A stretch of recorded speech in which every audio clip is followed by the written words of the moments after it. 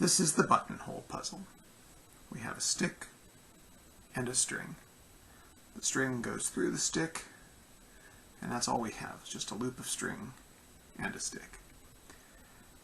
What we do with it is to attach it to a buttonhole, a shopping bag, or even your fingers, and ask people to take it off. They will find it remarkably mystifying, which is great fun for us.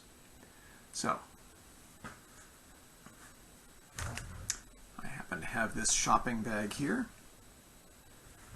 so let's attach it.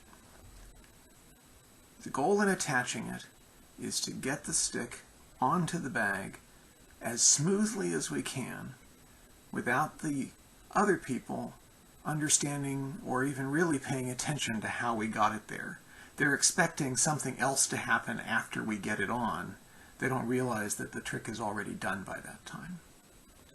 So what we do is we hold the stick as if we were going to stab somebody, just like this. We then put our hand through the loop of string. Don't put it all the way through. You don't need to reach a long way. Just the fingers is plenty. Once you've got your hand through the loop, grab the strap, pull it back through the loop, and then rotate the stick down through the strap, and then quickly neaten everything up, like that. Straighten the strap out, get the knot nice and tight.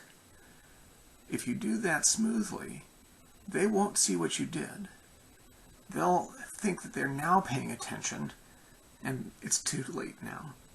You tell them, please take it off. They say, oh, well, that's easy, and they get to this point, and they try to pull the loop over the end of the stick, and they say, oh my God, it's not long enough. How the heck did you do that? I was watching you, they'll say. And what you did was to do it very smoothly. Now, let's suppose you've already got it in this position, and you're trying to solve the puzzle. With all of these kinds of disentanglement puzzles, the first most important thing to do is to get the puzzle into the simplest possible form so that you can see all the parts, you can understand exactly how they're related to one another, you don't have any complicated knots to try to figure out. In this case, making the string into a circle here and then having the stick through that is the simplest way that we can look at it. And what we can see is that the stick is on top of the string over here. And if we could move the string to the top of the stick, why then we could just lift that loop all the way over and the stick would be off of the strap and we'd be great. But of course, as we know, that's not going to happen. The string is not long enough. So what else could we do? Well, there's only one other part to this puzzle. It's the part that we've made them stop thinking about. It's the strap. Could we get the strap to the other side of the stick? If we could do that, we'd be all set.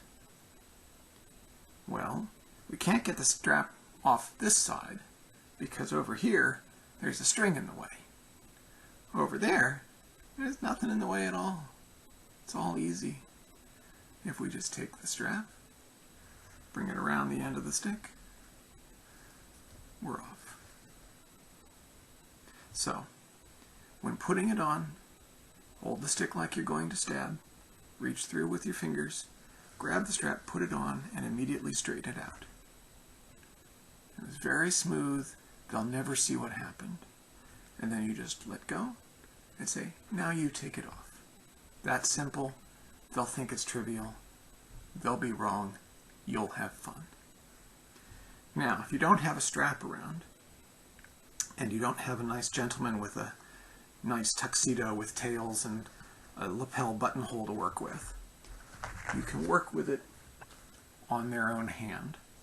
This is particularly frustrating for people because they don't get to understand how it got there in the first place. So, what you do is you make them make a ring with their fingers. And when you do that, make sure that they really overlap the thumb and the finger, okay, so that the ring stays round. Otherwise, everybody always ends up making a ring that starts out nice and then grows and grows and grows and straightens, and then they start to cheat. So we make sure that it overlaps like this with the thumb over the finger, and that way it keeps it nice and round, everything's all good. Alright, then we take the string, on the stick and pull the loop off to the side. So we're making kind of a bow shape here. Have them open their fingers. We stick the stick between inside their fingers, and they close again over it. So now we have the stick inside the loop. Okay, and then we just pull it tight. And if necessary, neaten it up. So now they've got the knot on their finger, and they have to get it off without opening the thumb and finger, without opening the loop. Well, they'll try a lot of things. They'll do everything that we were expecting from the strap. Eventually, they'll find their way to this position, where they could they know that what they want to do is get this loop of this fingers off the end of the stick, but they can't get the end close enough. And this is why we don't want them doing this, because they might cheat and actually make it. But here they can't possibly cheat. We got them. And so then the question is, well, how do you get it off? I mean, this is as far as it can go, right? Well, why is it as far as it can go? It can only go this far because it's stuck. And why is it stuck? It's not stuck over here on this side. It would be happy to slide right along. But over here, it's stuck between these two fingers. What to do? What to do? Well, how about putting it over those fingers? Let the string go all the way back to your wrist. Pops right out.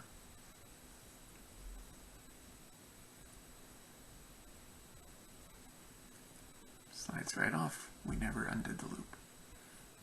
They weren't thinking that the puzzle extended over to here. They thought the puzzle was right here. The puzzle was never here. The puzzle was here the whole time.